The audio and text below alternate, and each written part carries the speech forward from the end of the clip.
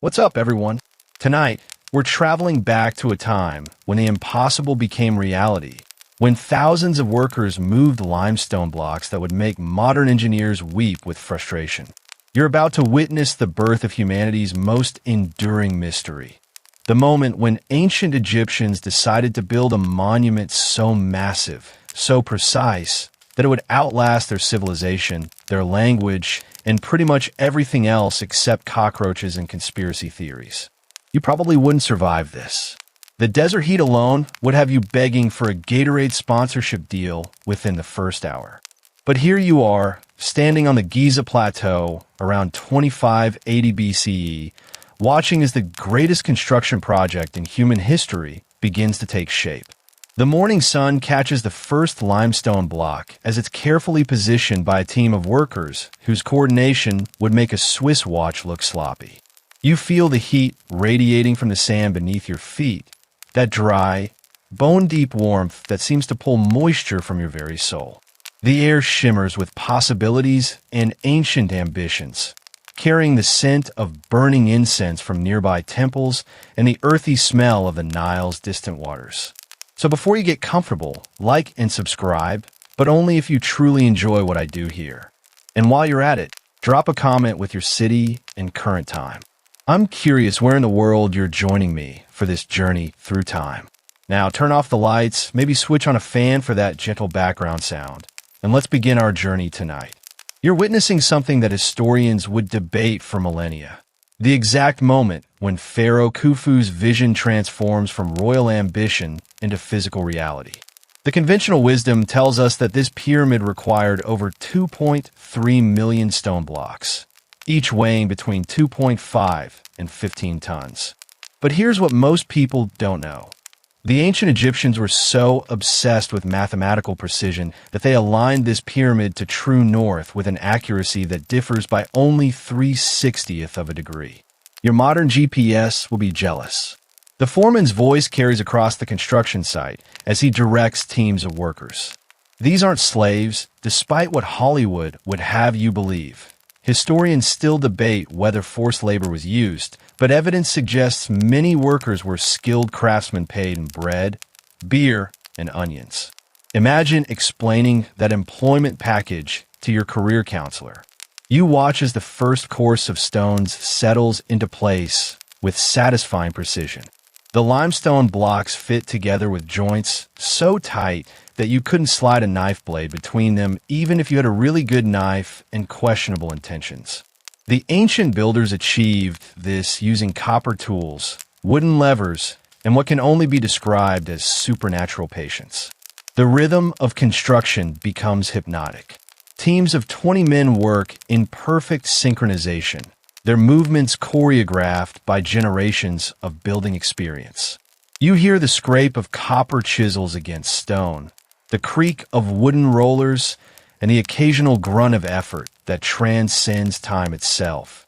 These sounds create a symphony of human determination that would echo through the ages. As the day progresses, you notice the workers' remarkable organization. They're divided into crews with names that sound like ancient sports teams, Friends of Khufu, and Drunkards of Menkaure.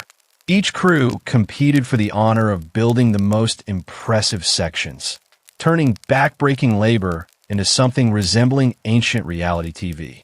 The quarry nearby reveals the source of these massive stones. Workers carefully extract limestone blocks using techniques that involve splitting the rock along natural fault lines, then smoothing the surfaces with copper tools and abrasive sand. The precision required is staggering. Each block must fit perfectly into its designated position, creating a structure that will stand for over 4,500 years. What strikes you most is the absolute certainty in every worker's movement. They're not just building a tomb, they're constructing a gateway to immortality. The ancient Egyptians believed that pharaohs became gods after death, and this pyramid would serve as Khufu's eternal dwelling place. Every stone is placed with religious reverence, every measurement checked with divine precision. The little-known fact that would amaze modern architects. The pyramid's base is level to within just 2.1 centimeters. The ancient builders achieved this incredible accuracy using water-filled trenches and careful observation of the stars. They turned construction into a form of applied astronomy, using the heavens themselves as their blueprint. As evening approaches, the workers begin their daily ritual of cleaning and organizing their tools. The copper chisels are sharpened, the wooden rollers inspected for wear, and the measuring ropes carefully coiled. Tomorrow, they'll continue their impossible task, adding another layer to humanity's greatest mystery. You stand in the gathering dusk, watching the first day of construction come to an end. The pyramid exists only as a precisely measured foundation and a royal dream, but already you can sense the weight of history settling into place. This is more than architecture. It's humanity's first attempt to build something truly eternal. The desert wind carries the sound of workers' voices as they return to their village, their laughter mixing with the eternal whisper of sand against stone. In this moment, you understand that you're witnessing not just construction, but the birth of a legend that will captivate humanity for millennia to come. You're standing at the edge of eternity, watching as the most elaborate funeral procession in human history begins its final journey. The air itself seems to hold its breath as Pharaoh Khufu's mummified body, wrapped in linen finer than anything you've ever touched, makes its way toward the pyramid that has consumed 20 years of Egypt's resources and countless human dreams. The morning sun casts long shadows across the desert, and you can feel the weight of ceremony in every grain of sand beneath your feet. The procession moves with the slow, measured pace of divine inevitability, each step choreographed by priests who've spent their entire lives preparing for this single moment. You probably wouldn't have the patience for this level of ceremonial precision. Imagine waiting 20 years just to attend one funeral. The sound of mourning fills the air, but it's not the wailing you might expect. Instead, it's a low, rhythmic chanting that seems to vibrate through the limestone blocks of the pyramid itself. The professional mourners, yes, that was actually a job title, create a sonic landscape that transforms grief into something almost musical, their voices weaving together like threads in the world's most expensive funeral shroud. You watch as the golden sarcophagus catches the light, its surface covered in hieroglyphs that tell the story of Khufu's journey to the afterlife. The ancient Egyptians believed that death was merely a transition, like changing clothes, but with significantly higher stakes. The pharaoh wasn't dying. He was becoming a god, and this pyramid would serve as his cosmic launching pad. The mainstream historical fact that would blow your mind. This funeral procession included over 300 people, from priests and embalmers to musicians and professional bread bakers whose job was to feed the pharaoh's spirit for eternity. But here's the little-known curiosity.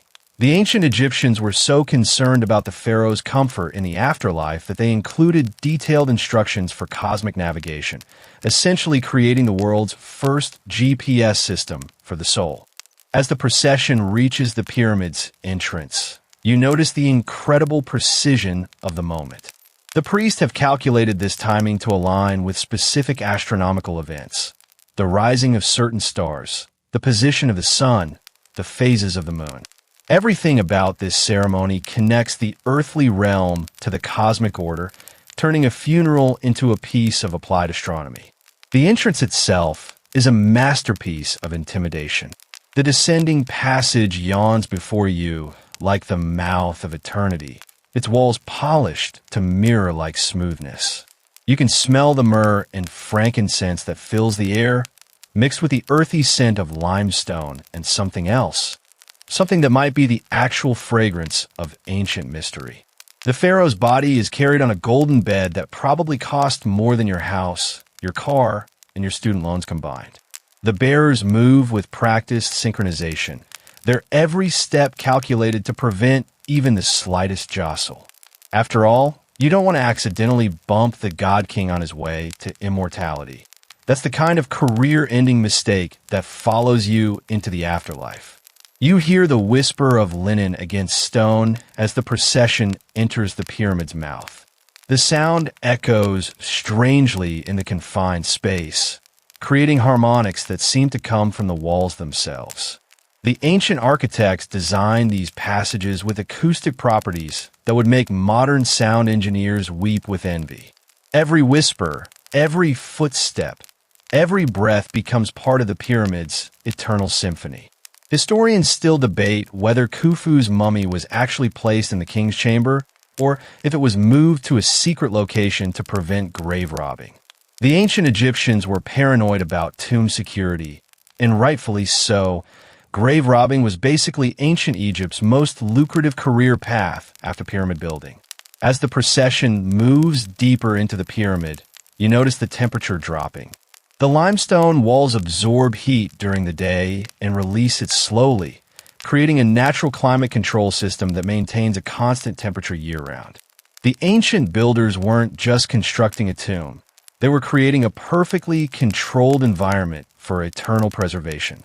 The walls around you are covered in hieroglyphs that tell stories of the pharaoh's divine nature and his expected achievements in the afterlife. These aren't just decorations. They're magical instructions, spells designed to ensure the pharaoh's successful transition to godhood. It's like having a divine instruction manual carved directly into the walls of your eternal home. You can feel the weight of thousands of tons of stone above you, yet the passage remains perfectly stable. The ancient engineers calculated load distribution with precision that wouldn't be matched again until the age of steel and concrete. They were building for eternity, and their mathematics had to be absolutely perfect. The air grows thicker as you descend, filled with the accumulated breath of centuries. You're breathing the same air that priests breathed 4,500 years ago, filtered through limestone and time itself. The incense smoke seems to hang in the air like visible prayers, creating patterns that shift and dance in the flickering torchlight. As the procession reaches the heart of the pyramid, you understand that you're witnessing more than a funeral. You're observing humanity's first attempt to defeat death itself, to build something so perfect, so eternal, that would carry one human soul safely into immortality. The pharaoh's journey has only just begun, and you're about to follow him into the most mysterious chambers ever constructed. You're about to enter the most claustrophobic journey of your life, and honestly, you signed up for this. The descending passage stretches before you like the throat of some ancient stone giant, its walls closing in with a kind of intimate proximity that makes even experienced spelunkers question their life choices. The passage drops at a precise 26-degree angle, and you can feel gravity pulling you deeper into the pyramid's heart with every careful step. The limestone walls around you are polished to an almost mirror-like finish, their surface so smooth you could probably use them to fix your hair if you weren't too busy trying not to hyperventilate. The ancient builders spent months perfecting these surfaces, creating a passage that would channel sound, light, and human souls with equal precision. You run your fingers along the wall and feel the slight coolness of stone that has maintained the same temperature for over 4 millennia. Your breathing echoes strangely in the confined space, each exhale seeming to hang in the air before being absorbed by the hungry limestone. The passage is exactly 1.2 meters high and 1.05 meters wide, dimensions that force you into an uncomfortable crouch that would make your chiropractor rich if you had to maintain it for the 20-year construction period. The mainstream historical fact that would impress your friends. This passage was carved with such precision that it maintains its exact angle for over 100 meters without deviation. But here's the little-known curiosity that would blow your mind. The ancient Egyptians designed this passage to align with the circumpolar stars, turning your uncomfortable crawl into a journey that mirrors the pharaoh's celestial path to immortality. As you descend, the weight of stone above you becomes almost tangible. You're carrying the burden of approximately 6 million tons of limestone on your shoulders, metaphorically speaking. The ancient engineers calculated load distribution with such precision that despite this crushing weight, the passage remains perfectly stable after 4,500 years. Modern architects study these calculations and wonder if the Egyptians had access to supernatural engineering consultants. The air grows thicker as you move deeper, filled with the accumulated breath of centuries. You're inhaling atmosphere that has been filtered through limestone and time itself, creating a mix that tastes faintly of eternity and ancient mysteries. The temperature remains constant at exactly 20 degrees Celsius, creating a natural climate control system that would make modern HVAC engineers weep with envy. About halfway down, you encounter the first of the pyramid's defensive measures, a series of granite plugs designed to seal the passage permanently after the pharaoh's burial. These weren't just barriers. They were messages written in stone, telling potential tomb robbers that they were about to mess with forces beyond their comprehension. The plugs fit so perfectly that archaeologists needed dynamite to bypass them, which is basically ancient Egypt's way of saying try harder. Your footsteps create a rhythm that seems to sync with your heartbeat, and you realize the passage is designed to create this effect. The ancient builders understood human psychology better than most modern therapists. They knew that the physical act of descending would prepare visitors mentally for the spiritual journey ahead. Historians still debate whether this passage was always intended as the main entrance or if it was a decoy designed to mislead grave robbers. The ancient Egyptians were surprisingly paranoid about tomb security, probably because tomb robbing was basically ancient Egypt's most profitable career path after pyramid construction. The walls around you begin to show subtle changes in the limestone's color and texture. You're moving through different geological layers, each one representing millions of years of natural history. The ancient builders didn't just construct a tomb. They created a journey through time itself, connecting the pharaoh's mortality to the eternal story of the earth. As you continue your descent, strange acoustic phenomena begin to manifest. Whispers seem to carry impossibly far, while loud sounds are absorbed almost immediately. The passage acts like a massive acoustic instrument, designed to enhance certain frequencies while dampening others. You could probably achieve enlightenment down here, or at least a really good meditation session.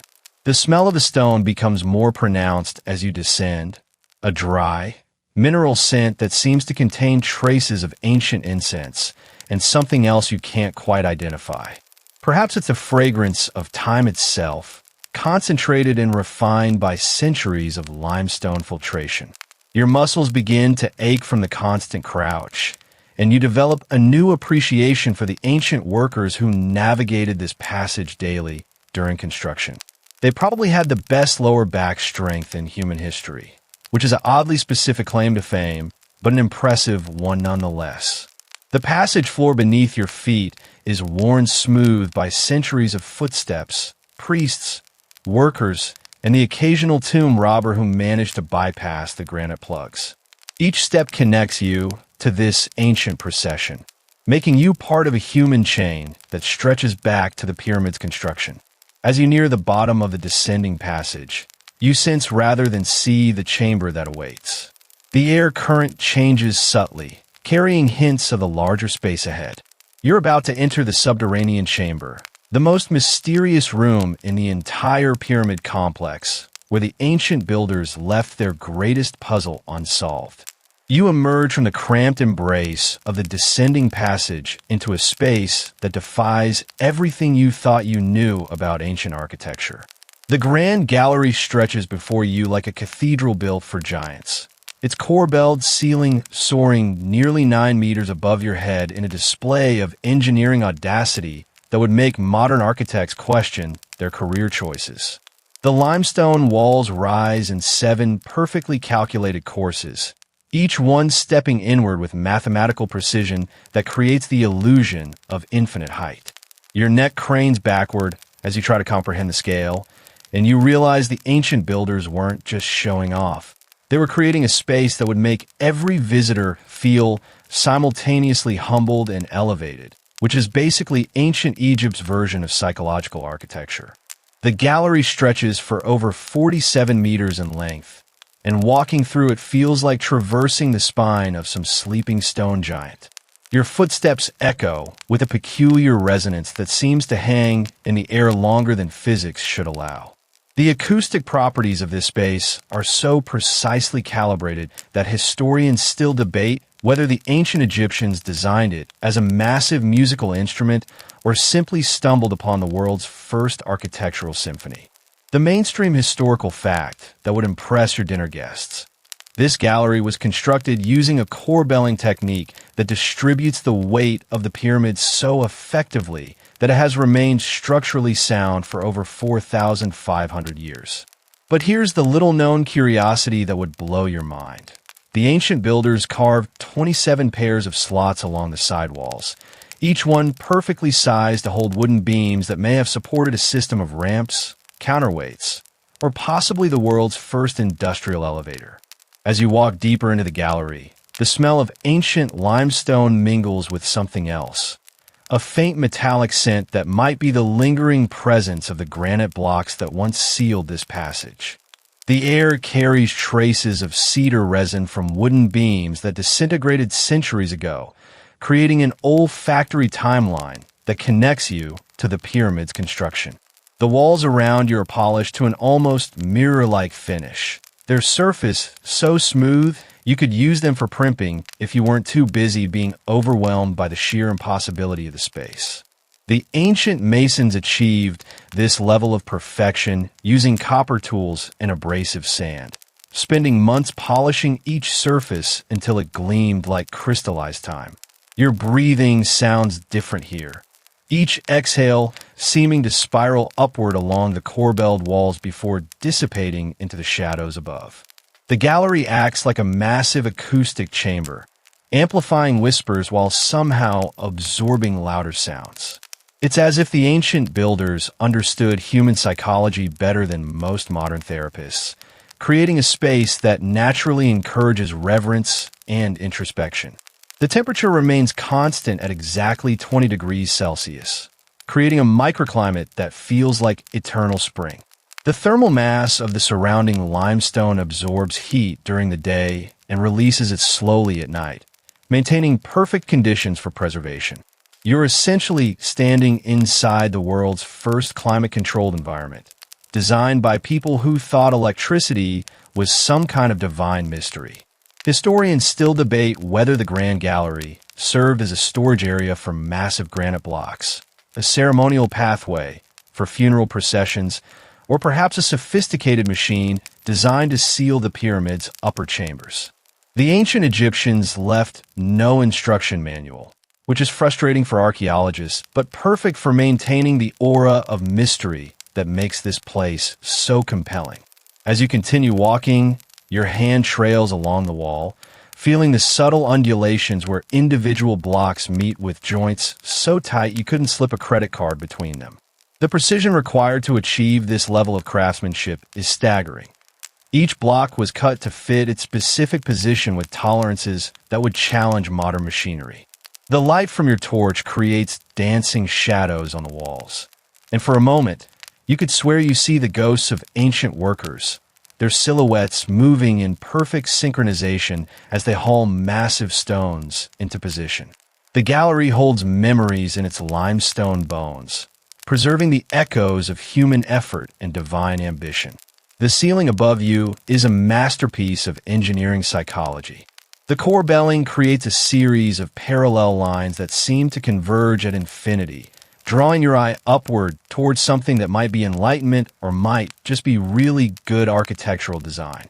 The ancient builders knew that humans need to look up occasionally, and they provided the perfect excuse. As you approach the far end of the gallery, you notice the walls beginning to change. The limestone becomes more finely grained, selected for its acoustic properties as much as its structural integrity. You're approaching the threshold of the king's chamber, where the pharaoh's mummy waits in eternal silence, surrounded by the most sophisticated tomb architecture ever conceived. The Grand Gallery isn't just a corridor, it's a transformation chamber, a space designed to prepare visitors for the ultimate encounter with divine mortality.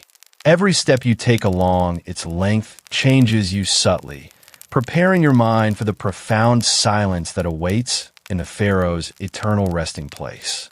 You cross the threshold into absolute silence, and the king's chamber embraces you with the kind of profound quiet that makes you acutely aware of your own heartbeat.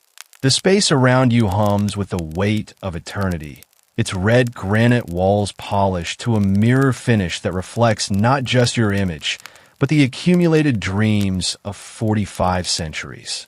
The chamber measures exactly 10.47 meters long, 5.23 meters wide, and 5.84 meters high. Dimensions that weren't chosen randomly, but calculated to create perfect acoustic resonance. You whisper your name softly, and it comes back to you transformed, as if the ancient stones have somehow refined your voice and returned it with added gravitas. The pharaoh's final resting place doubles as the world's most expensive recording studio.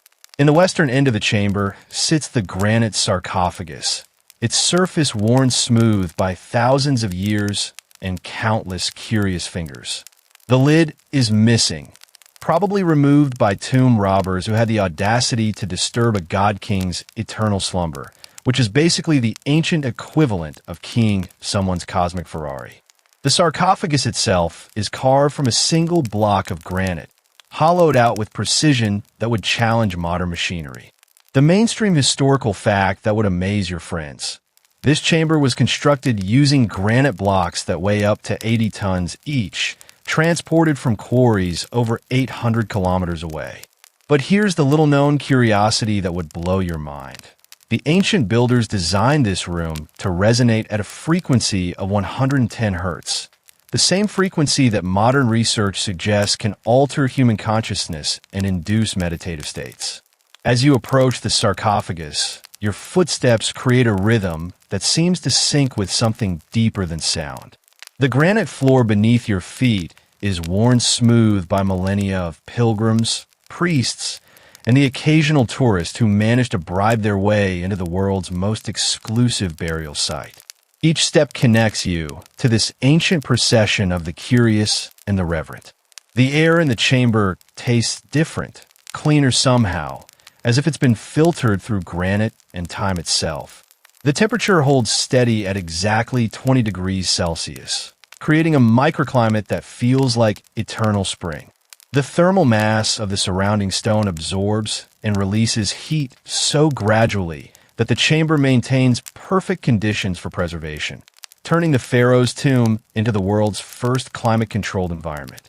Above you, the ceiling consists of 9 massive granite beams, each one weighing approximately 50 tons.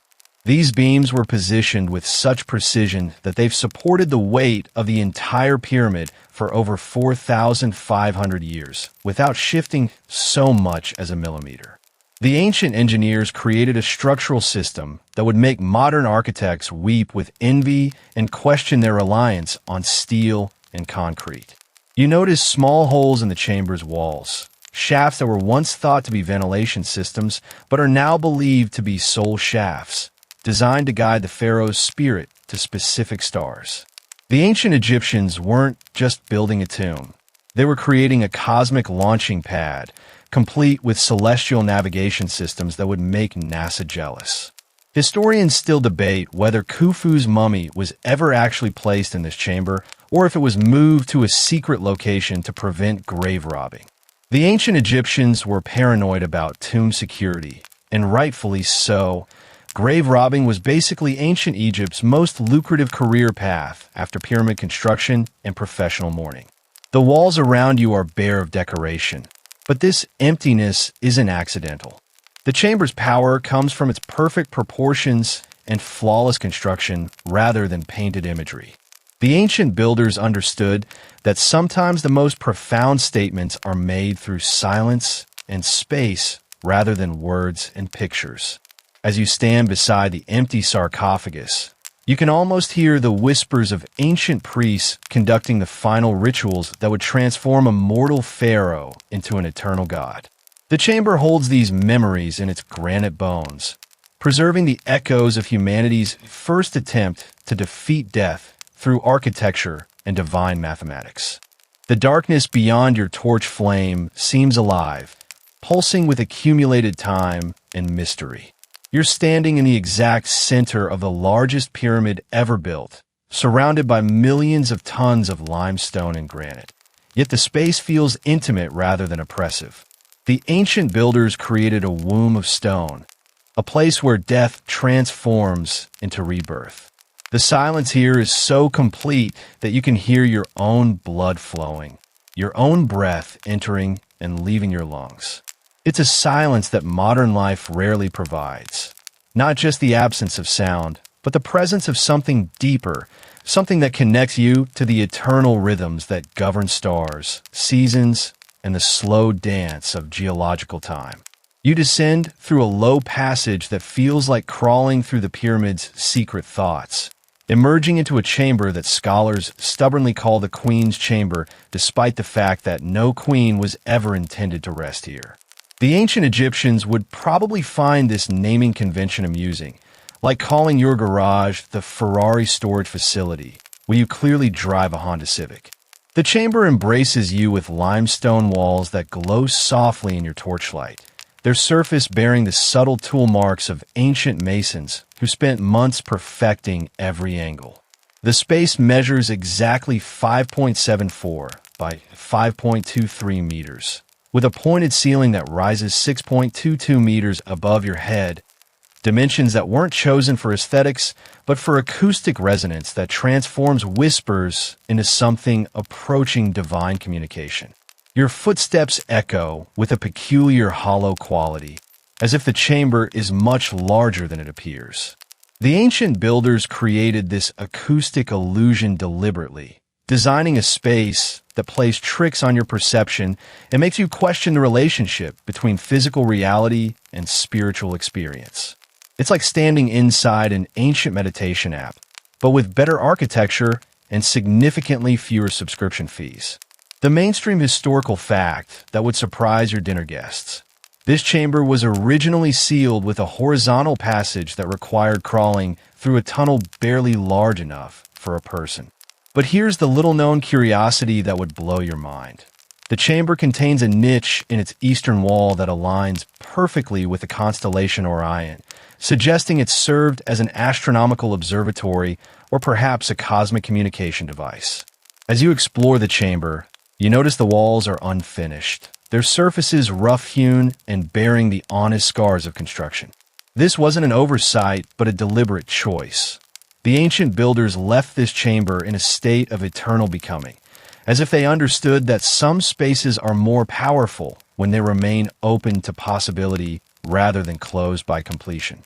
The air here carries a different quality than the king's chamber. It's somehow more alive, filled with potential energy that makes your skin tingle with anticipation. The temperature remains constant at that familiar 20 degrees Celsius, but humidity levels fluctuate subtly, creating microclimates that seem to breathe with the rhythm of the pyramid itself. The mysterious niche in the eastern wall draws your attention like a magnet. It's carved with surgical precision, its dimensions perfectly calculated to frame specific stars at certain times of year. You could probably use it as the world's most expensive astronomical telescope, assuming you don't mind the slight inconvenience of being buried under 6 million tons of limestone. Historians still debate the chamber's true purpose. Some believe it was designed as a serdab, a sealed statue chamber where the pharaoh's ka could reside, while others suggest it served as a cosmic resonance chamber designed to amplify the pharaoh's spiritual transformation.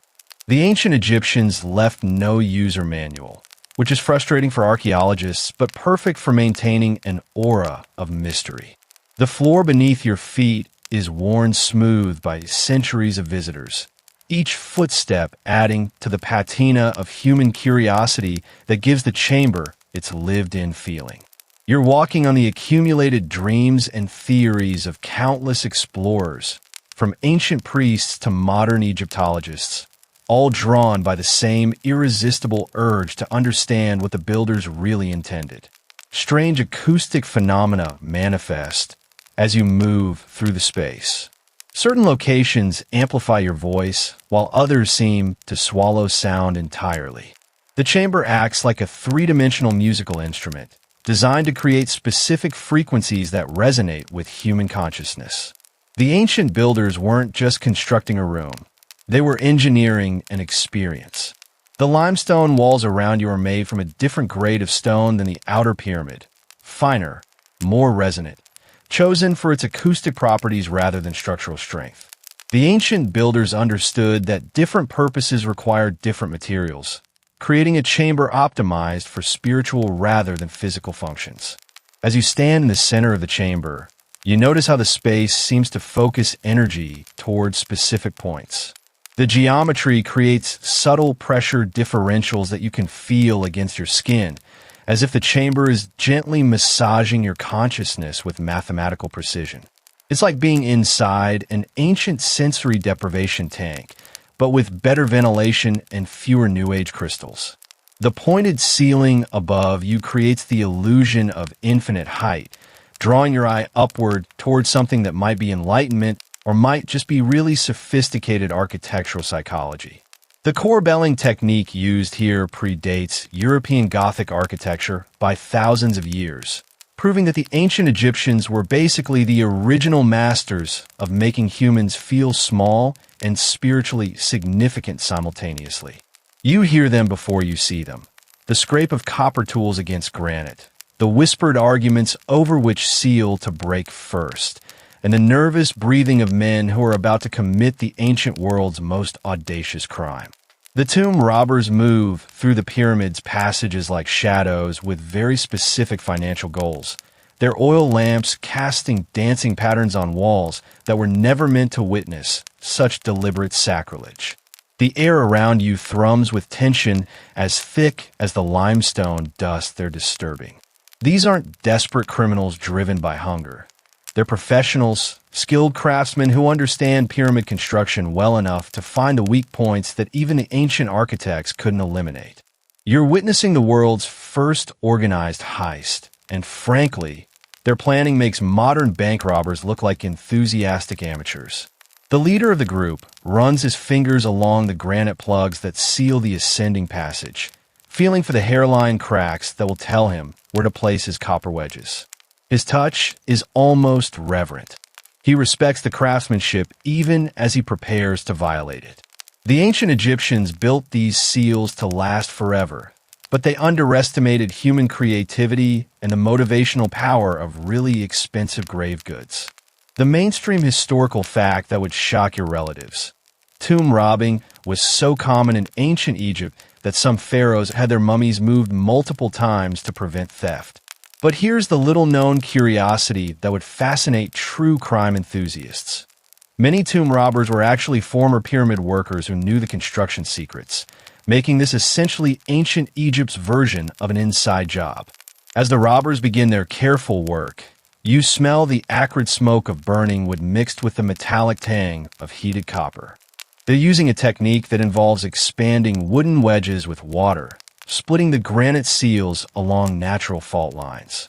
It's incredibly slow work that requires patience most modern criminals wouldn't possess.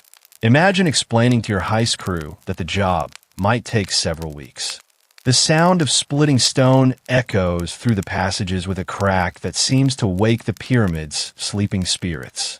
You feel the vibration through the soles of your feet as thousands of years of perfect sealing give way to human determination and superior leverage. The robbers pause after each crack, listening for signs that their activities have been detected by the priests who guard the pyramid complex. Their breathing becomes more labored as they work, not just from physical exertion, but from the psychological pressure of violating divine space. These men know they're not just stealing treasure. They're challenging the gods themselves, risking not just execution, but eternal damnation. It's the kind of career choice that really tests your commitment to financial independence. Historians still debate whether these particular robbers succeeded in reaching the burial chamber or were caught by temple guards before completing their mission. The evidence suggests that most pyramid robberies occurred within decades of the pharaoh's burial, when the locations of secret passages were still remembered by surviving workers. As the granite plug finally splits, revealing the ascending passage beyond, you hear the collective intake of breath from the robber crew. They've just gained access to what might be the greatest treasure hoard in human history, assuming they can navigate the remaining traps without triggering any unpleasant surprises left by paranoid ancient architects. The leader produces a small bronze mirror, using it to reflect lamplight into the passage ahead. The beam reveals smooth, limestone walls that stretch upward at the familiar 26-degree angle, disappearing into darkness that might contain unimaginable wealth or elaborate death traps. The ancient Egyptians were creative people with a strong commitment to discouraging unauthorized visitors. You watch as they debate their next move in urgent whispers. The ascending passage represents a point of no return. Once they enter, they're committed to completing the robbery or dying in the attempt. The pyramid's design forces this choice deliberately, turning treasure hunting into a test of absolute determination. The smell of ancient air escapes from the newly opened passage, carrying scents of cedar, myrrh, and something else that might be the lingering presence of royal magic. The robbers inhale this concentrated history, their eyes dilating from excitement and terror in equal measure. They're breathing the same air that surrounded the pharaoh's mummy during the burial ceremony. As they prepare to enter the ascending passage, you realize you're witnessing a pivotal moment in history. These robbers aren't just stealing treasure. They're violating humanity's first attempt at achieving immortality through architecture. Their success or failure will determine whether the pharaoh's eternal rest remains undisturbed or becomes the ancient world's most expensive crime scene. You find yourself surrounded by the oldest written words in human history, carved into limestone walls with the kind of divine urgency that makes grocery lists seem trivial by comparison. The pyramid texts stretch across the chamber walls like humanity's first attempt at writing an instruction manual for immortality. And honestly, they're far more comprehensive than anything that comes with modern furniture. The hieroglyphs seem to dance in your torchlight, their carefully carved forms creating shadows that shift and breathe with each flicker of flame. You're reading words that were ancient when Rome was still a collection of mud huts, spells designed to guide the pharaoh's soul through the cosmic obstacle course that was the ancient Egyptian afterlife. Each symbol represents not just language, but concentrated magic preserved in stone. The air around you carries the faint scent of ancient ink and stone dust, mixed with something that might be the lingering presence of priestly incense. The texts cover every available surface, turning the chamber walls into a three-dimensional book that surrounds you with divine knowledge. You're standing inside the world's first published work, and the authors were definitely overachievers. The mainstream historical fact that would amaze your book club. These texts date to around 2400 BCE, making them the oldest religious writings ever discovered. But here's the little-known curiosity that would fascinate linguists. Many of the spells were originally composed for pharaohs, but later democratized, allowing ordinary Egyptians to purchase their own copies for the bargain price of eternal salvation. As you trace the hieroglyphs with your finger, you feel the slight roughness where ancient scribes carved each symbol with painstaking precision. These weren't just decorative elements, but functional magic, each word calculated to provide the deceased pharaoh with specific powers needed for his cosmic journey. It's like having a divine GPS system written directly into the walls of your eternal home. The texts speak of transformation, of the pharaoh becoming one with the stars, and joining the eternal cycle of death and rebirth. You read spells for growing wings, for sailing across the celestial waters, and for convincing various gods that yes, this particular dead pharaoh absolutely deserves VIP treatment in the afterlife. The ancient Egyptians approached death with the kind of detailed planning that would make modern wedding coordinators weep with envy. Your voice echoes strangely as you attempt to pronounce some of the ancient words, their syllables seeming to hang in the air longer than physics should allow. The chamber's acoustics are calibrated to enhance certain frequencies, turning spoken spells into sonic experiences that vibrate through your bones. The ancient builders weren't just creating a tomb, they were engineering a cosmic amplification system. Historians still debate whether these texts were meant to be read aloud during burial ceremonies or if they functioned as silent magic, their power activated simply by being present in the pharaoh's eternal resting place. The ancient Egyptians believed that written words possessed inherent magical properties, making literacy a form of supernatural skill. The limestone walls absorb and reflect your torchlight in patterns that seem almost deliberate, as if the ancient scribes calculated not just the placement of hieroglyphs, but their interaction with flickering light sources. Shadows dance across the texts, creating the illusion that the words themselves are moving, shifting from sacred writing into something that approaches living communication. You notice how the texts are organized, not randomly scattered, but arranged in careful sequences that guide the reader through the pharaoh's posthumous adventures. It's like following a cosmic roadmap, complete with detailed instructions for overcoming obstacles that include hostile serpents, divine judgment panels, and the occasional existential crisis about whether being dead is really better than being alive. The temperature in the chamber remains that familiar 20 degrees Celsius, but the air feels charged with accumulated intention. Thousands of years of prayers, spells, and divine aspirations have saturated the limestone, creating an atmosphere that tingles against your skin like concentrated hope mixed with ancient anxiety about cosmic performance reviews. As you continue reading, you realize these texts represent humanity's first systematic attempt to understand and control the ultimate mystery. The ancient Egyptians weren't content to accept death as an ending. They approached it as a technical challenge that could be solved through proper preparation, correct spelling, and really good architectural engineering. You're standing in a village that exists solely because someone decided to build the impossible, watching as ordinary people transform themselves into the workforce that will create humanity's greatest architectural mystery. The morning air carries the scent of fresh bread mixed with limestone dust, creating an olfactory symphony that perfectly captures ancient Egypt's unique blend of daily survival and cosmic ambition. The workers around you aren't the slaves that Hollywood loves to portray.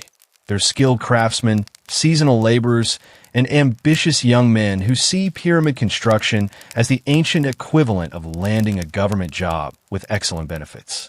The pay includes daily rations of bread, beer, garlic, and onions, which is basically ancient Egypt's version of a comprehensive health plan, assuming you enjoy carbohydrates and accept that dental care consists mainly of hoping for the best. You watch as teams organize themselves with military precision, their movements choreographed by decades of construction experience. The limestone quarry hums with activity as workers extract blocks using copper tools and wooden levers, their techniques passed down through generations like family recipes for moving really heavy objects. Each crew has developed its own rhythm, creating a percussion ensemble where the instruments are hammers, chisels, and occasionally someone's thumb. The mainstream historical fact that would impress your coworkers. Archaeological evidence suggests these workers received medical care so advanced that their bones show successful healing from complex fractures. But here's the little-known curiosity that would fascinate social historians. The pyramid workforce was organized into crews with names like Friends of Khufu and Drunkards of Menkaure, turning back-breaking labor into something resembling ancient team-building exercises. As the sun climbs higher, you notice how the work pace adjusts to the desert heat. The stone-cutting crews begin before dawn, taking advantage of cooler temperatures that make precision work possible. By midday, they've shifted to transportation and positioning tasks that require brute strength rather than delicate craftsmanship. The ancient Egyptians understood heat management better than most modern construction foremen. The smell of cooking food drifts from the workers' village, where professional bakers produce thousands of loaves daily to fuel the pyramid's appetite for human energy. You can hear the grinding of grain, the crackling of cooking fires, and the cheerful arguments of people who've discovered that complaining about working conditions is a universal human constant that transcends centuries. Your feet sink slightly into sand mixed with limestone chips, creating a gritty surface that provides excellent traction for hauling massive blocks.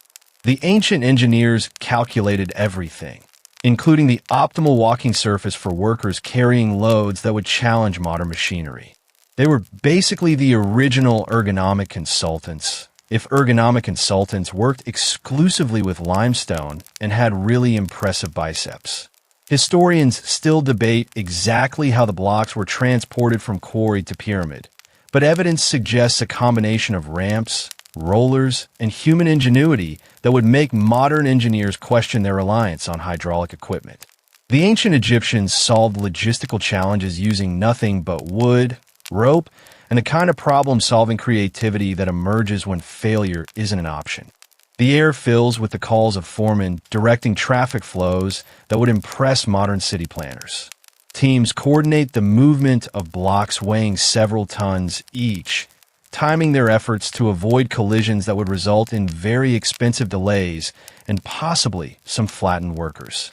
It's like watching an ancient ballet performed by people who definitely don't have time for artistic interpretation. You observe the careful division of labor that makes this massive project possible. Quarrymen extract the blocks, transporters move them to the construction site, and masons position them with precision that will keep archaeologists employed for millennia. Each worker understands their role in creating something that will outlast their civilization, their language, and their entire understanding of the world.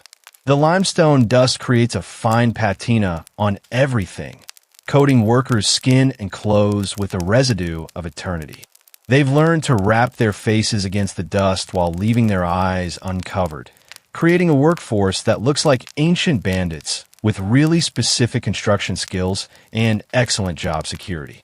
You stand within the sacred precinct where death transforms into divinity, watching as priests perform the daily rituals that keep Pharaoh Khufu's soul nourished in the afterlife. The mortuary temple rises before you like a limestone symphony, its columns catching the morning light in patterns that seem choreographed by the gods themselves. The air shimmers with incense smoke so thick you could practically chew it, assuming you enjoy the taste of concentrated eternity mixed with frankincense. The sound of chanting fills the air with harmonies that seem to resonate through the limestone itself, creating vibrations you feel in your bones rather than simply hear with your ears. The priests move in perfect synchronization, their white linen robes catching the desert breeze as they perform ceremonies that connect the living world to the cosmic realm where pharaohs become stars. It's like watching an ancient choreographed performance where the stakes happen to be the eternal welfare of a god-king's soul. Your feet rest on polished stone floors that have absorbed centuries of ritual activity, their surface worn smooth by the sandals of countless priests who've maintained this cosmic customer service for the pharaoh's afterlife needs. The temple's acoustics are calibrated to amplify prayers while absorbing mundane conversations, creating a space where only sacred words carry proper weight. The ancient architects designed a building that literally filters spiritual communication. The mainstream historical fact that would fascinate your theology professor. These mortuary temples required daily offerings of bread, beer, meat, and vegetables to sustain the pharaoh's ka throughout eternity.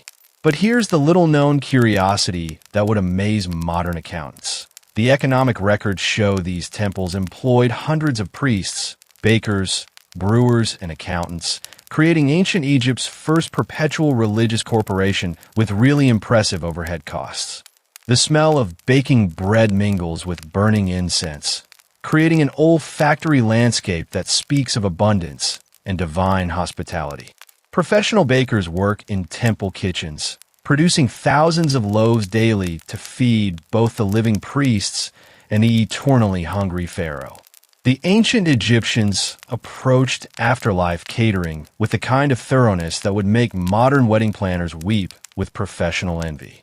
You watch as priests carry golden vessels filled with sacred oils, their movements deliberate and reverent as they anoint statues of the pharaoh that serve as focal points for spiritual energy. Each statue is carved from granite or limestone with features so lifelike that you expect them to blink when you're not looking directly at them. The ancient sculptors understood that effective divine communication requires really good portrait work. The temple walls around you are covered in reliefs that tell the story of the pharaoh's divine nature and his expected accomplishments in the afterlife. These aren't just decorative elements, but functional magic, visual spells designed to ensure the pharaoh's successful transition from mortal ruler to cosmic administrator. It's like having a divine LinkedIn profile carved directly into your eternal office walls. Historians still debate whether these daily rituals were performed continuously for centuries or gradually reduced as political power shifted and economic resources became scarce. The ancient Egyptians designed these temples for eternity, but they didn't account for the practical challenges of maintaining divine customer service through dynastic changes and economic downturns. The air currents in the temple create subtle pressure changes that you feel against your skin, as if the building itself is breathing with the rhythm of the rituals. The ancient architects designed ventilation systems that channeled desert breezes through the sacred spaces, creating microclimates that enhance the sensory experience of divine worship while preventing the accumulation of incense smoke that might interfere with proper priestly breathing. As the morning ceremonies continue, you notice how the light moves through the temple with calculated precision. The ancient builders positioned windows and doorways to create specific lighting effects at certain times of day, turning the pharaoh's mortuary temple into a giant sundial that marks sacred time rather than mere chronological progression. The priests' voices blend into harmonies that seem to activate something in the temple's architecture itself. The limestone walls amplify certain frequencies while dampening others, creating acoustic effects that transform human voices into something approaching divine communication. The ancient builders understood that effective prayer requires proper acoustical engineering. You find yourself stepping into history alongside men who carry measuring instruments instead of swords, their scientific curiosity burning brighter than the desert sun that beats down on your expedition. The year is 1798, and Napoleon scholars have arrived at Giza with the kind of intellectual excitement that makes modern academics look positively restrained. These aren't treasure hunters or conquerors. They're the world's first archaeological tourists, armed with rulers, notebooks, and the revolutionary idea that ancient monuments deserve systematic study rather than casual plundering. The sound of French conversations mingles with Arabic translations as scholars attempt to communicate with local guides who've spent their entire lives watching foreigners get excited about really old rocks. You can smell the mixture of European wool uniforms wilting in Egyptian heat, mixed with the perpetual limestone dust that seems to season everything in this landscape. The scholars' enthusiasm is infectious, even if their colonial attitudes are decidedly less charming by modern standards. Your boots crunch on sand, mixed with fragments of ancient pottery, each step potentially disturbing artifacts that have waited millennia for someone to appreciate their historical significance. The French expedition includes mathematicians, engineers, artists, and naturalists, basically every type of intellectual who thought spending several years in the desert sounded like an excellent career move. Their dedication to knowledge borders on the obsessive, which is probably why they're making discoveries that will reshape European understanding of ancient civilization. The mainstream historical fact that would impress your history professor: Napoleon's expedition included 167 scholars who produced the monumental Description de l'Egypte, a 37-volume work that introduced Europe to Egyptian archaeology. But here's the little-known curiosity that would fascinate modern researchers: the scholars discovered that the Great Pyramid's base perimeter divided by its height equals pi, with remarkable accuracy, suggesting the ancient Egyptians understood advanced mathematical concepts centuries before they were officially discovered. You watch as Edmé-François Jomard carefully measures the pyramid's base angles with instruments that represent the cutting edge of 18th century precision technology. His face bears the concentrated expression of someone who realizes he's documenting something that will change how humanity understands its own past. Every measurement is recorded in meticulous detail, creating the first systematic survey of monuments that had previously been known only through travelers' tales and artistic imagination. The temperature inside the pyramid provides blessed relief from the desert heat, but the scholars work by torchlight in conditions that would make modern safety inspectors have nervous breakdowns.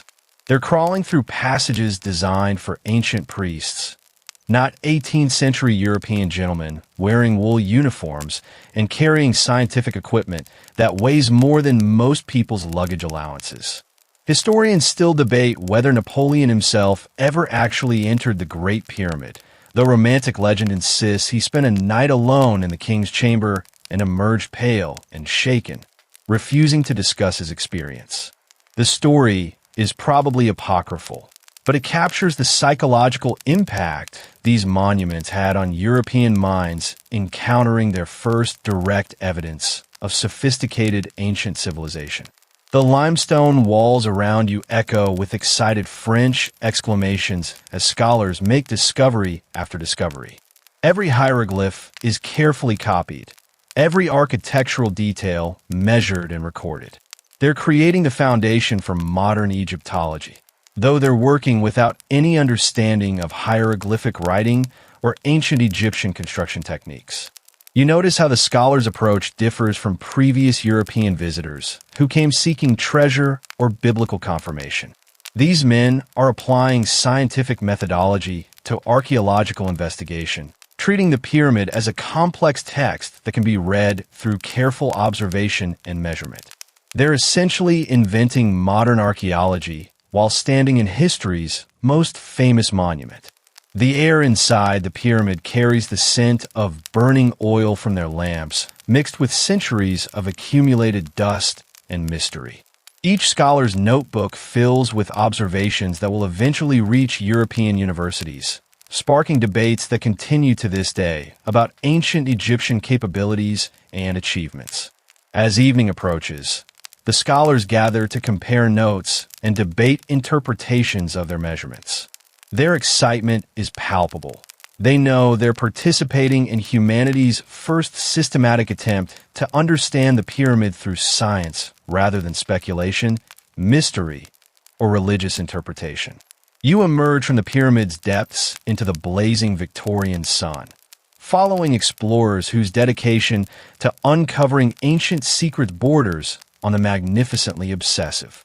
The year is 1837, and Colonel Howard Weiss has arrived at Giza with enough gunpowder to level a small town, which he plans to use for archaeological purposes in a display of 19th century scientific methodology that would horrify modern preservationists.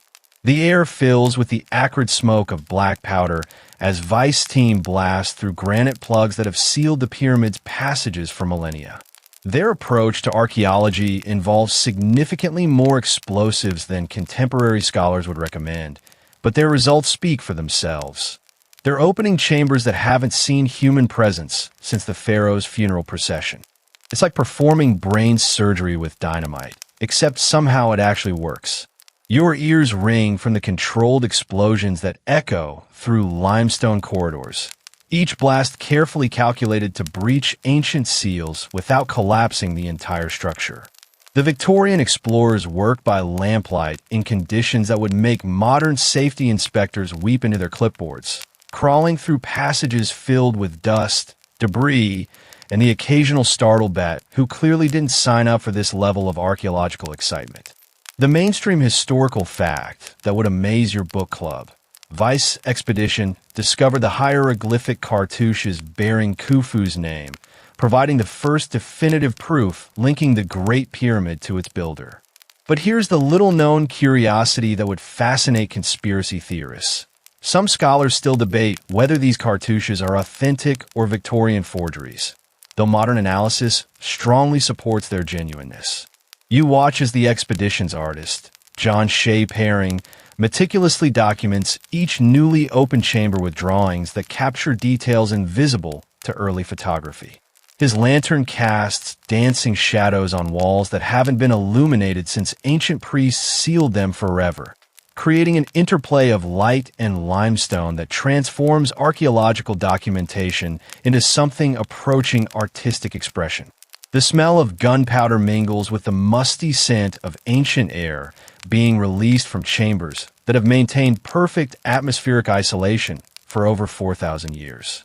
You're breathing the same atmosphere that surrounded the pyramid's builders, filtered through limestone and time into something that tastes faintly of eternity and Victorian determination.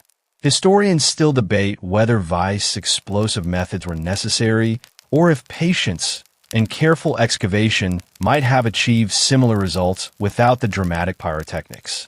The Victorian approach to archaeology emphasized results over preservation, reflecting an era when ancient monuments were viewed more as puzzles to be solved than treasures to be protected. The limestone dust settles into patterns that mark the passage of your torchlight, creating temporary art installations that disappear with each footstep. The pyramid's interior becomes a collaboration between ancient architects and Victorian explorers, mediated by the soft democracy of accumulated dust and the honest physics of controlled explosions. You notice how the newly opened passages change the pyramid's acoustic properties, creating sound channels that hadn't existed since construction. The explorers' voices echo through chambers in patterns the ancient builders never intended, turning archaeological investigation into an inadvertent musical performance where the instruments are limestone walls and the audience consists entirely of really old stones. The expedition surveyor uses measuring chains and spirit levels to create the first accurate maps of the pyramid's internal structure, working by candlelight in spaces so confined that claustrophobia becomes a job requirement. His measurements will form the foundation for all future pyramid studies, though he's probably too busy trying not to hyperventilate in narrow passages to appreciate his historical significance. As evening approaches, the expedition retreats to their camp to examine the day's discoveries by more comfortable lamplight. Their journals fill with observations that will revolutionize European understanding of ancient Egyptian capabilities, though they're working without any real comprehension of the religious and cosmic significance behind the architecture they're documenting with such Victorian thoroughness. You stand beneath a canopy of stars that the ancient Egyptians used as their cosmic blueprint, watching as modern astronomers piece together the mathematical poetry that transformed celestial observations into limestone reality. The Great Pyramid isn't just pointing toward the sky. It's actually having a conversation with specific stars, and you're about to eavesdrop on a dialogue that's been ongoing for over 4,000 years. The night air carries the scent of cooling limestone mixed with the metallic tang of precision instruments as researchers measure angles that align with Orion's belt with accuracy that would make NASA engineers question their career choices. The ancient architects weren't just building a tomb. They were constructing a cosmic machine designed to launch the pharaoh's soul directly into the constellation that Egyptians believed housed the god Osiris. Your neck cranes backward as you trace the invisible lines that connect pyramid passages to stars that have wheeled through the same celestial dance since construction began. The shaft leading from the king's chamber points directly to Orion, while the queen's chamber shaft aligns with Sirius, the star that governed Egypt's agricultural calendar and basically served as the ancient world's most reliable timekeeper. The mainstream historical fact that would astound your astronomy club: the pyramid's four sides align to cardinal directions with an accuracy of 3/60th of a degree, making it more precisely oriented than most modern buildings. But here's the little-known curiosity that would fascinate anyone who's ever wondered about ancient capabilities. The pyramid's internal passages track stellar movements across a 26,000-year precession cycle, suggesting the builders understood astronomical concepts that weren't officially discovered until centuries later. You feel the desert wind that carries whispers of mathematical precision so profound it borders on the mystical. The ancient Egyptians didn't just observe the stars. They encoded stellar movements into stone, creating a building that functions as a three-dimensional astronomical calculator capable of predicting celestial events across millennia. It's like having a cosmic computer built from limestone blocks, except with better craftsmanship and significantly fewer technical support issues. The temperature drops as night deepens, but the limestone retains its accumulated heat, creating microclimates around the pyramid that mirror the thermal dynamics the ancient builders calculated to maintain perfect preservation conditions. You're standing inside a climate control system that operates on astronomical principles, powered by the predictable rhythm of solar heating and stellar navigation. The sound of modern instruments clicking and whirring mingles with the eternal whisper of wind across limestone, creating a symphony that bridges 4 millennia of human curiosity about our place in the cosmic order. The ancient architects would probably find these electronic measurements amusing, considering they achieved the same results using shadow sticks, water levels, and the kind of patient observation that modern technology tends to bypass. Historians still debate whether the pyramid's astronomical alignments were purely functional or if they served deeper symbolic purposes related to the pharaohs' divine transformation. The ancient Egyptians viewed astronomy and religion as different aspects of the same cosmic truth, making it impossible to separate practical calculation from spiritual significance. As you trace the sight lines that connect chamber openings to specific stars, you realize the pyramid functions as a massive observatory designed to track celestial events that governed everything from agricultural cycles to royal succession. The ancient builders created a stone computer that runs on starlight and operates according to cosmic software written in mathematical relationships, too elegant for coincidence. The limestone blocks around you are positioned with tolerances measured in millimeters, each one placed to contribute to astronomical calculations that span centuries. You're standing inside humanity's first attempt to build a structure that communicates directly with the universe, encoding stellar wisdom into architecture that will outlast the civilizations that created it. The night sky above you contains the same stars that guided ancient architects as they calculated angles and orientations with precision that challenges modern capabilities. The pyramid stands as proof that human beings have always been cosmic creatures, driven by an irresistible urge to align earthly achievements with celestial perfection. You step into the 21st century armed with technology that would seem like pure magic to the Victorian explorers who preceded you, watching as ground-penetrating radar paints pictures of hidden chambers that have remained secret since the pyramid's construction.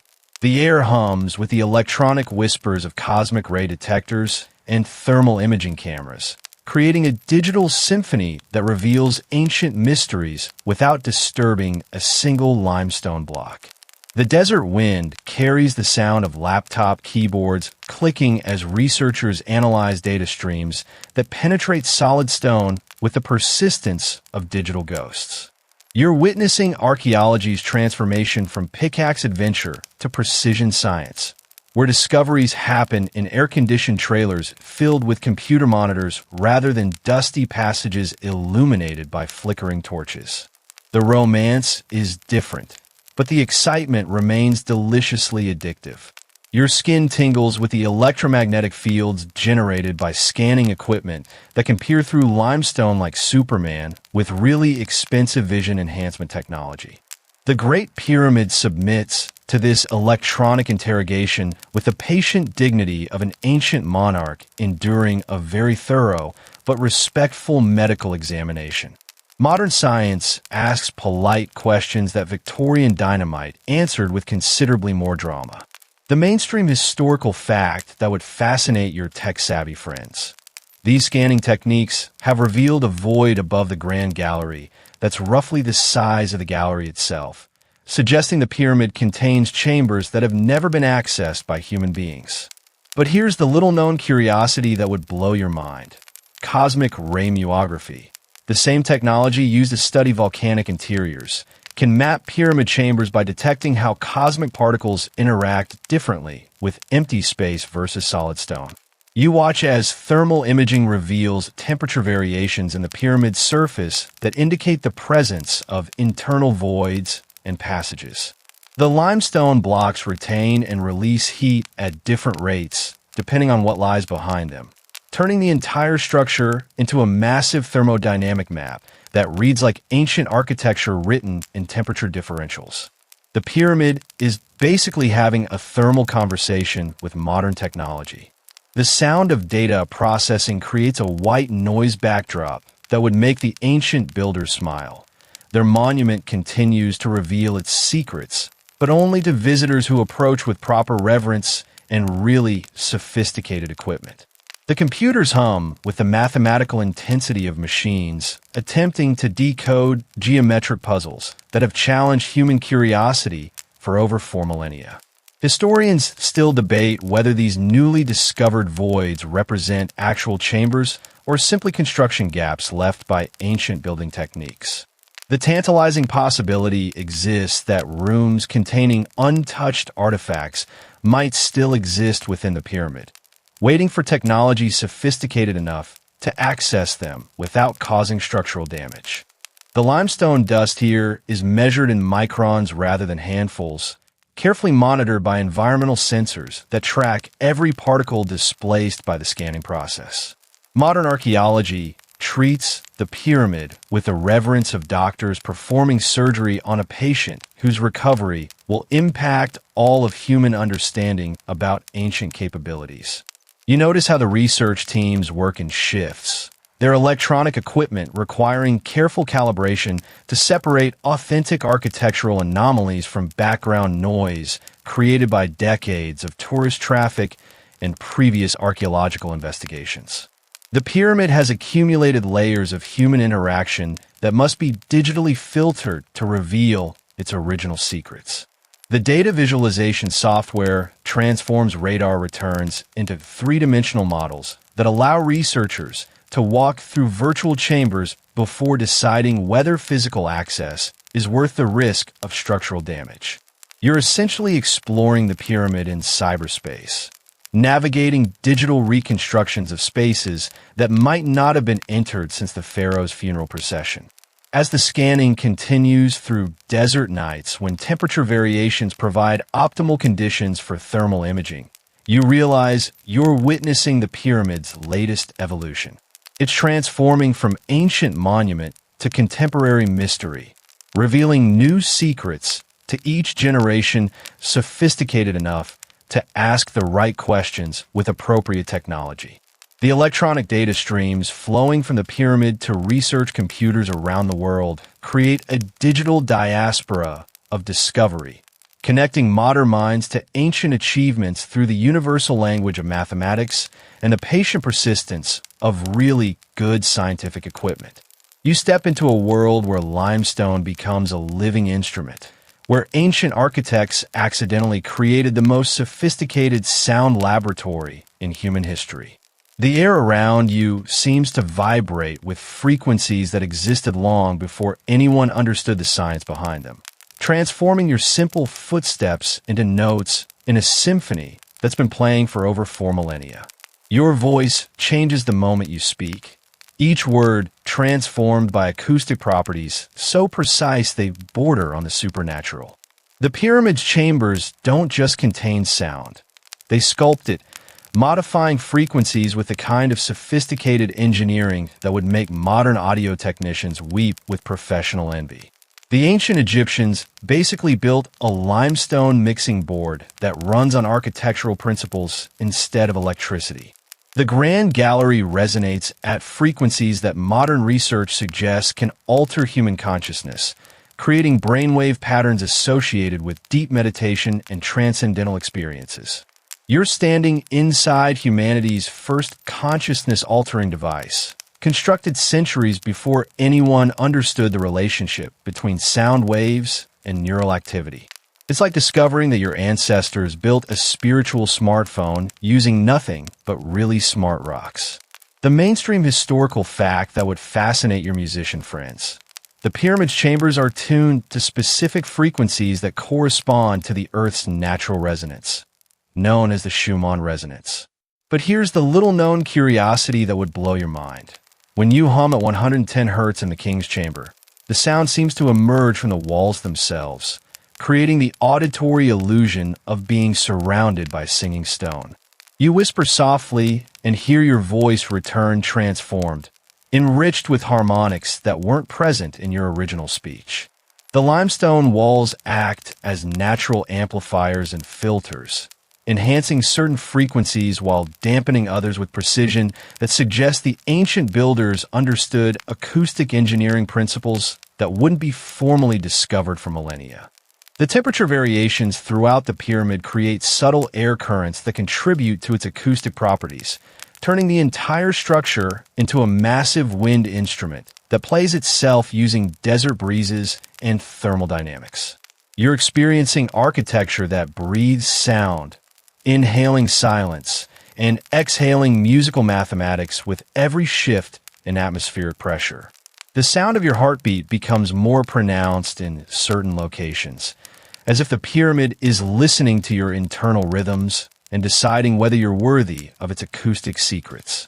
Modern researchers have discovered that specific chambers amplify the frequency range of human speech while minimizing background noise, creating natural communication enhancement that would make conference room designers jealous. Historians still debate whether these acoustic properties were intentionally designed or represent fortunate accidents of mathematical precision applied to architectural problems. The ancient Egyptians left no user manual for operating their limestone sound system, which is frustrating for modern acousticians, but perfect for maintaining an aura of mysterious sophistication. As you move through different chambers, you notice how each space creates its own unique acoustic signature. The Queen's Chamber produces a subtle echo that seems to spiral upward, while the subterranean chamber generates resonance patterns that you feel through the soles of your feet, rather than hear through your ears. The pyramid contains multiple sound environments, each one calibrated for different types of auditory experience. The limestone blocks themselves contribute to the acoustic properties through their specific density and crystalline structure, creating a building material that functions simultaneously as architecture and musical instrument. The ancient quarrymen selected stones based on their sonic qualities as much as their structural properties, turning pyramid construction into a process of geological audio engineering. You discover that certain frequencies cause the entire chamber to vibrate sympathetically, creating the sensation of being inside a massive tuning fork made from precisely calculated limestone. The acoustic sweet spots in each room align with mathematical ratios that govern musical harmony, suggesting the ancient builders understood relationships between sound, mathematics, and human perception that modern science is still exploring. The silence between sounds becomes as important as the sounds themselves, creating pauses and intervals that enhance the acoustic experience through strategic absence rather than presence. The pyramid teaches lessons about the musical value of emptiness, using negative space as actively as filled space to create its sonic environment. You find yourself caught between preserving eternity and accommodating humanity's endless curiosity, watching as conservators perform the delicate dance of keeping the world's most famous monument structurally sound while millions of visitors breathe, touch, and occasionally attempt to carve their initials into limestone that predates their civilization by several millennia.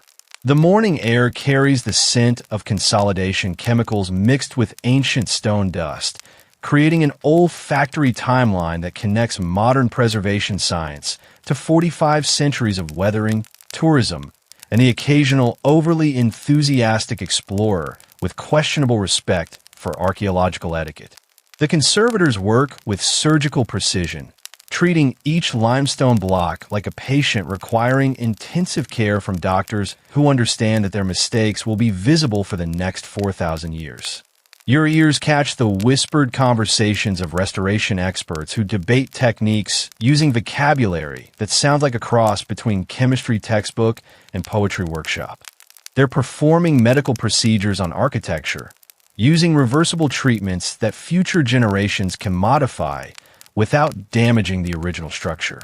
It's like providing healthcare for buildings, except the patient is older than most countries and significantly less cooperative about taking its medicine. The mainstream historical fact that would impress your environmentally conscious friends. Air pollution from nearby Cairo has caused more damage to the pyramid's limestone in the past century than the previous 4 millennia of natural weathering combined.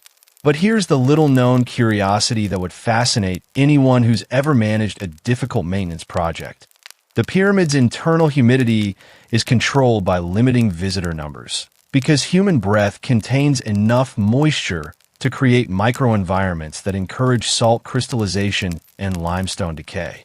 You watch as laser cleaning equipment removes centuries of accumulated dirt and tourist residue, with precision that makes traditional cleaning methods look like using sandpaper to restore oil paintings. The technology allows conservators to remove specific layers of contamination without affecting the underlying stone, essentially giving the pyramid a facial treatment that costs more than most people's houses but produces results that will last for centuries. The limestone around you bears the honest scars of survival. Hairline cracks that speak of earthquake resistance, surface erosion that testifies to desert wind persistence, and the occasional graffiti that proves humans have been leaving their marks on important monuments since approximately 5 minutes after the monuments were completed. Modern conservation involves removing the inappropriate marks while preserving the historically significant damage.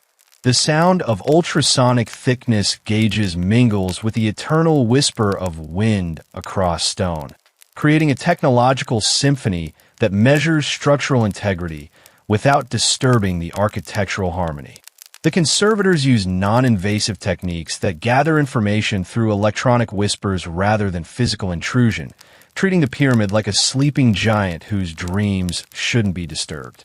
Historians still debate whether aggressive restoration efforts in the 19th and early 20th centuries caused more damage than they prevented, with some interventions requiring modern correction using techniques that didn't exist when the original improvements were implemented.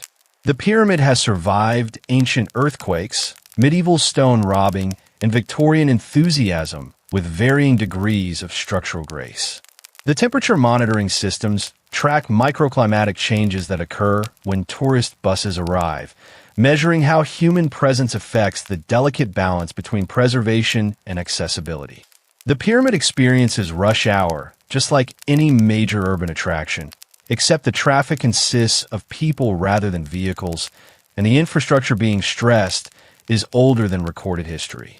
You notice how the restoration work proceeds in sections, with teams treating individual blocks using techniques tailored to specific types of damage.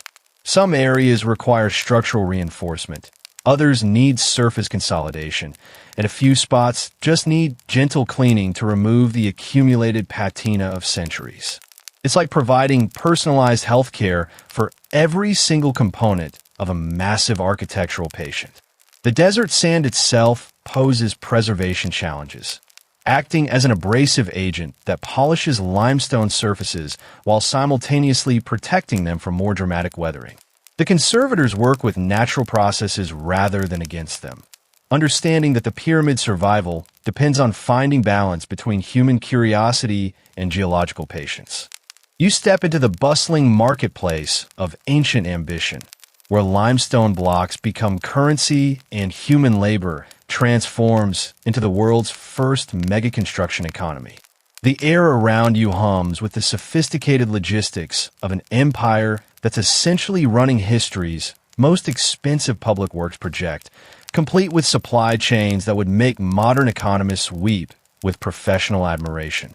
The sound of copper tools against stone creates a percussion ensemble that operates on industrial rhythms rather than musical ones, generating wealth through the simple but revolutionary concept of paying people to move really heavy objects with mathematical precision. You're witnessing the birth of organized labor, where pyramid construction becomes Egypt's equivalent of an economic stimulus package that happens to produce monuments lasting several millennia.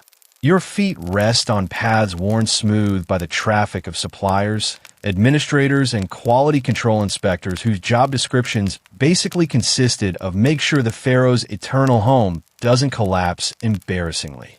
The pyramid project employed everyone from quarrymen to accountants, creating ancient Egypt's first integrated economy, where spiritual ambition and practical mathematics merged into something resembling a prehistoric industrial complex with really impressive employee benefits.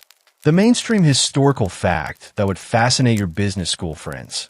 Pyramid construction required coordination between dozens of specialized trades, from stonemasons to rope makers, creating supply chains that spanned the entire Egyptian kingdom.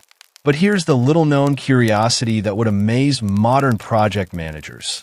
The ancient Egyptians developed sophisticated accounting systems to track worker productivity, with papyrus records showing daily quotas for block movement that rival modern construction benchmarks. You watch as foremen coordinate the movement of materials using organizational charts that would make contemporary corporations jealous. Their management systems based on crew competition and performance incentives that turned backbreaking labor into something resembling ancient team-building exercises with limestone bonus structures. The pyramid becomes a massive human resources experiment where the product happens to be immortality and the workplace safety manual consists mainly of try not to get crushed by falling blocks. The smell of fresh bread mingles with limestone dust as professional bakers work overtime to feed thousands of workers whose caloric requirements basically transformed pyramid construction into ancient Egypt's largest restaurant operation. The economic impact ripples through every aspect of society. Farmers grow grain, brewers produce beer, and craftsmen manufacture tools, all to support a project that exists primarily to help one pharaoh achieve cosmic real estate goals. The limestone quarries operate with industrial efficiency that would impress modern mining operations. Their output calculated to match construction schedules that coordinate seasonal labor availability with optimal building conditions. The ancient Egyptians invented just-in-time delivery using wooden rollers and human determination, creating supply chain management that relies on Nile flood cycles rather than computer algorithms but achieves comparable results. Historians still debate whether pyramid construction stimulated Egyptian economic development or drained resources that might have been invested in other infrastructure projects. The ancient Egyptians essentially bet their entire civilization on the proposition that building really impressive tombs would somehow benefit everyone, which has either inspired leadership or the world's most expensive architectural gamble. As you observe the complex interactions between different work crews, you realize you're watching the evolution of specialized labor markets, where skills become commodities and expertise translates into social mobility. Pyramid construction creates career paths for people whose professional advancement depends on their ability to move limestone blocks with supernatural precision under desert conditions that would challenge modern construction equipment. The desert wind carries the sound of negotiations as contractors debate prices for everything from rope to specialized lifting equipment.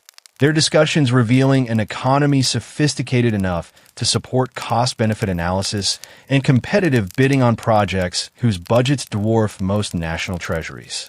The pyramid becomes ancient Egypt's equivalent of a moon landing program, except the destination is spiritual rather than geographical, and the timeline is measured in decades rather than years. You notice how the economic networks extend far beyond the immediate construction site, connecting distant quarries to local workshops through trade relationships that transform pyramid building into a catalyst for technological innovation and commercial development that will influence Mediterranean commerce for centuries. You stand at the edge of forever, surrounded by questions that have outlived empires and will probably outlast your great-great-grandchildren's curiosity about really old mysteries. The Great Pyramid rises before you like a limestone riddle wrapped in mathematical precision. Its silence more eloquent than any answer humanity has managed to construct during 45 centuries of increasingly sophisticated guessing. The desert wind carries whispers of unsolved puzzles that make modern scientists alternately excited and frustrated, depending on their caffeine levels and proximity to grand application deadlines. You're contemplating mysteries that have survived everything from ancient grave robbers to Victorian dynamite enthusiasts to contemporary tourists with selfie sticks, proving that some questions are apparently more durable than the civilizations that ask them.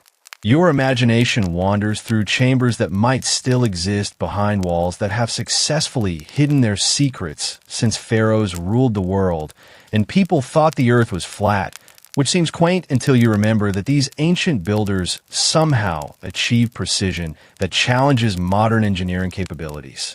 The pyramid keeps its secrets with the patient dignity of someone who's watched entire languages disappear, while maintaining perfect structural integrity. The mainstream historical fact that would keep archaeologists awake at night. Ground-penetrating radar has detected multiple voids within the pyramid that have never been accessed, suggesting entire chambers waiting to be discovered by future generations with better technology and hopefully improved respect for ancient architecture. But here's the little-known curiosity that would fascinate anyone who enjoys cosmic mysteries. The pyramid's mathematical relationships encode astronomical cycles that span thousands of years, suggesting its builders understood celestial mechanics that wouldn't be formally recognized until the development of modern astrophysics. As you breathe the warm desert air that carries traces of limestone dust and accumulated time, you realize you're inhaling atmosphere that connects you to every previous visitor, from ancient priests to modern tourists, all drawn by the same irresistible urge to understand how human beings created something that seems to bridge the gap between earthly ambition and cosmic achievement. The temperature around you holds steady at that familiar desert warmth, but something in the air suggests deeper coolness, the kind that emerges from limestone depths where mysteries sleep undisturbed, waiting for minds sophisticated enough to ask the right questions with appropriate reverence and really good scientific equipment that doesn't require exploding things to gather information. Historians still debate fundamental questions about pyramid construction, purpose, and the extent of ancient Egyptian capabilities, their discussions revealing how much remains unknown about civilizations we assumed we understood. The pyramid stands as proof that human achievement can transcend the limitations of its era, creating monuments that continue revealing secrets to each generation sophisticated enough to appreciate their complexity. The limestone blocks around you hold memories of mathematical calculations, astronomical observations, and engineering solutions that demonstrate knowledge systems we're still attempting to reconstruct through archaeology, experimentation, and the occasional inspired guess based on really good measurements and profound respect for ancient intelligence. You notice how the pyramid's presence changes the quality of silence around you, creating a hush that feels different from ordinary quiet, as if the accumulated weight of mystery has somehow concentrated into something you can sense through your skin rather than simply hear through the absence of sound. The shadows lengthen as day transitions toward evening, and the pyramid's edges soften in the gathering dusk, its massive presence becoming somehow more mysterious as darkness approaches. The structure that has witnessed the rise and fall of civilizations prepares for another night of keeping its secrets, standing guard over knowledge that may yet transform our understanding of human possibility. As you prepare to leave this place where time moves differently and questions multiply rather than resolve, you carry with you the profound satisfaction of having touched something truly eternal. The pyramid's greatest mystery might not be how it was built, but why it continues to inspire wonder in minds separated by millennia, united only by the shared human need to reach towards something greater than ourselves. The Great Pyramid waits in the gathering darkness, patient as only stone can be, knowing that tomorrow will bring new visitors with fresh questions and the same ancient wonder. Some mysteries are meant to endure, growing more beautiful with each attempt to solve them, remaining forever just beyond our reach like stars that guide us forward through the darkness of all we don't yet understand. Rest now, knowing that somewhere in the Egyptian desert, limestone blocks continue their eternal conversation with the stars, keeping secrets that connect past and future through the enduring bridge of human curiosity and the gentle persistence of time itself.